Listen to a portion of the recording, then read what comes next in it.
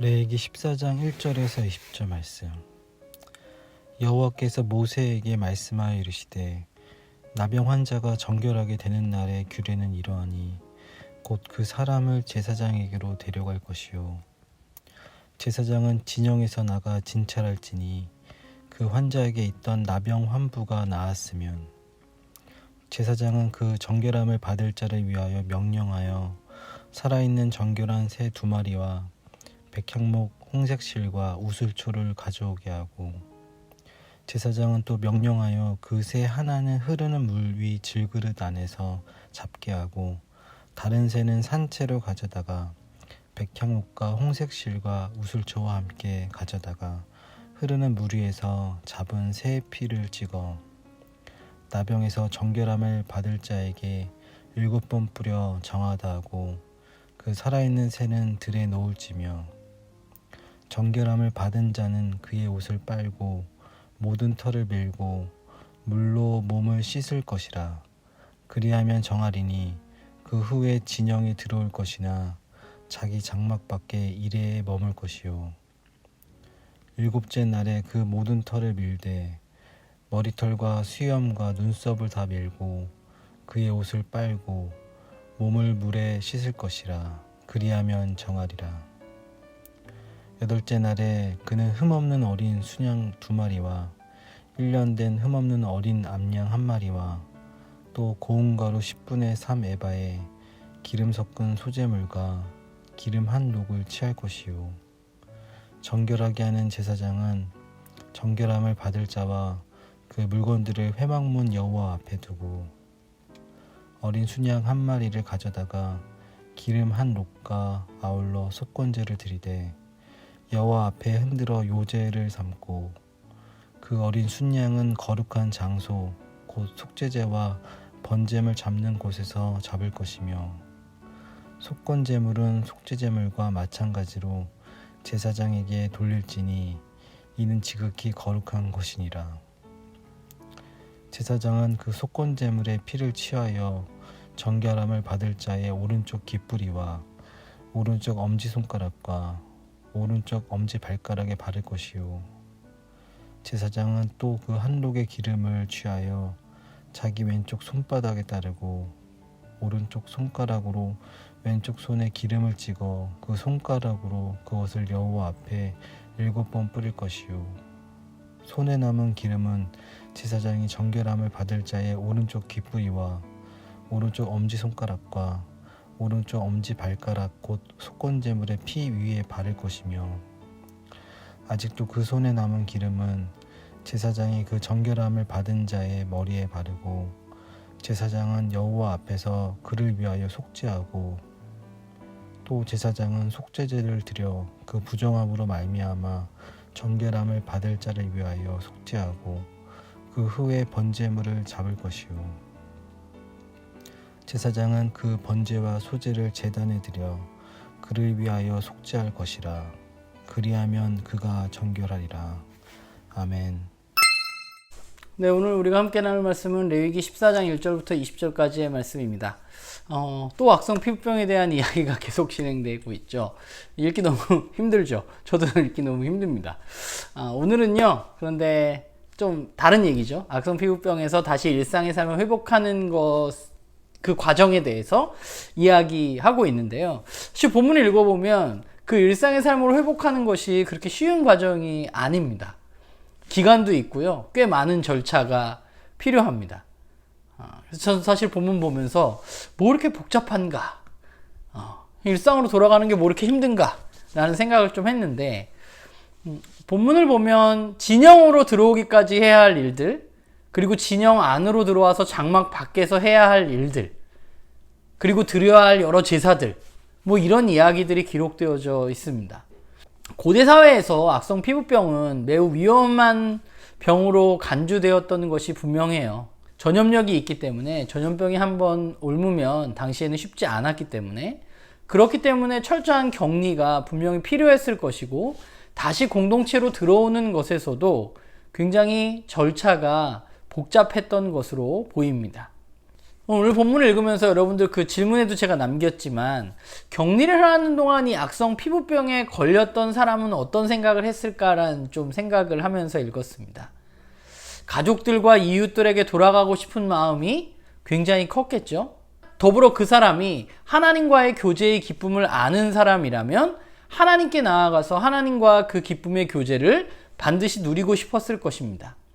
그렇다면 그 입장에서 본다면 이 복잡한 규정은 어쩌면 제가 읽기에는 뭐 이렇게 복잡해? 라는 생각을 먼저 하게 하지만, 그 사람에게는 이 복잡한 과정 하나하나가 굉장히 특별했을 수 있겠다는 생각을 하게 돼요. 그 각각의 과정들을 거치면서 그 각각의 의미가 오늘 우리에게는 분명치 않지만, 그 과정을 통과하는 그 사람에게는 이 회복의 과정을 가족, 일상, 그리고 예배의 소중함을 다시금 되뇌일 수 있는 그런 과정이지 않았을까라는 생각을 하게 됩니다. 그 사람의 정함과 부정함을 판별하는 권위가 있으면서 또한 그 권위라는 것은 그에 따른 막중한 책임도 갖는 사람이 바로 제사장이라는 생각을 하게 돼요. 제사장 입장에서 이 과정을 지켜보는 것은 어땠을까? 이 과정을 진행해 나가면서 그 사람이 일상으로 돌아오는 그 과정을 목격하는 제사장의 마음은 어땠을까라는 생각을 해보게 됩니다. 제가 아마 제사장이라면 그 일상으로 회복하려는 그의 노력들을 보면서 굉장히 눈물겨웠을 것 같다는 생각을 좀 해보게 됩니다. 그리고 또 하나는 이 과정을 지켜보는 가족과 이웃들은 어땠을까?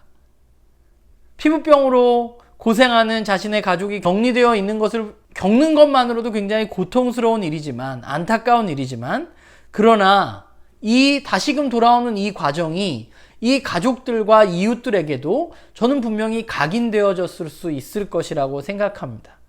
그러니까 이 격리의 과정은 굉장히 안타까운 것이지만, 그러나 이 과정들을 통해서, 이 회복의 과정들을 통해서 당사자에게도 또 제사장에게도 그리고 가족과 이웃들에게도 이것은 불편한 과정이 아니라 이제 일상으로 돌아가는 것에 대한 소망을 가지고 있는 큰 기쁨이지 않았을까라는 생각을 해보게 돼요.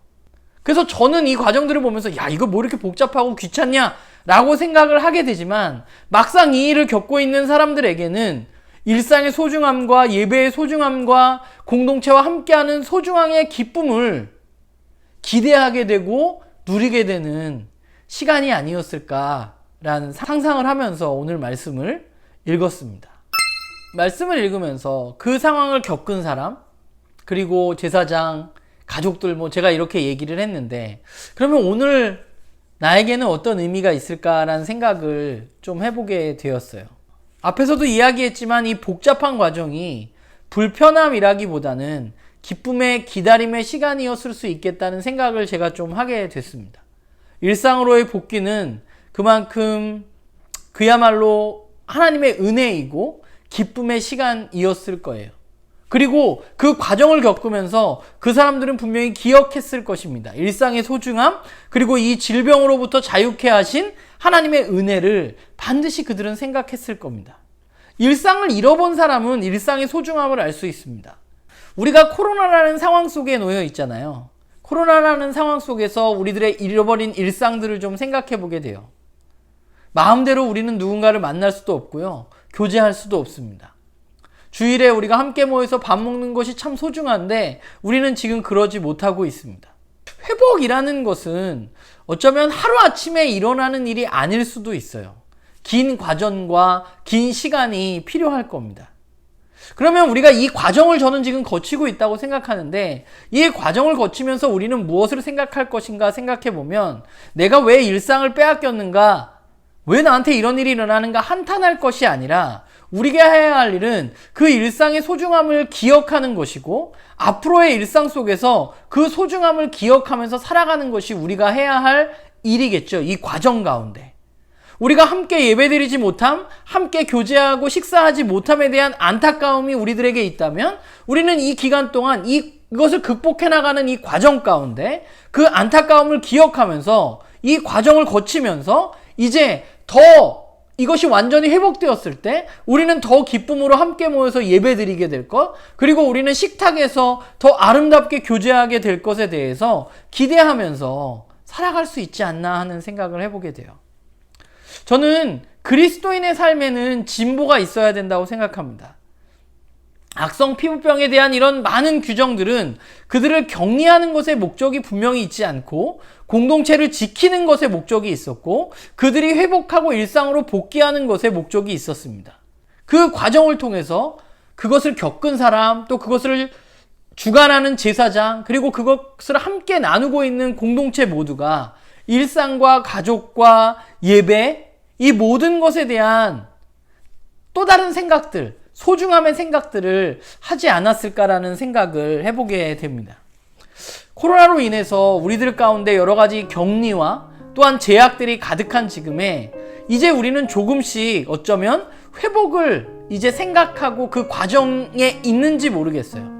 우리가 해야 할 일은 이 과정 가운데 이제 회복 후에 우리의 삶에 대해서 우리가 기대하고 우리가 그때 우리는 어떤 모습으로 어떻게 살아야 하는가에 대해서 생각해보고 또 고민해보고 그것들의 기쁨을 함께 좀 기대해보는 그런 시간을 우리들이 갖는 게 어떨까라는 생각을 해보게 됩니다.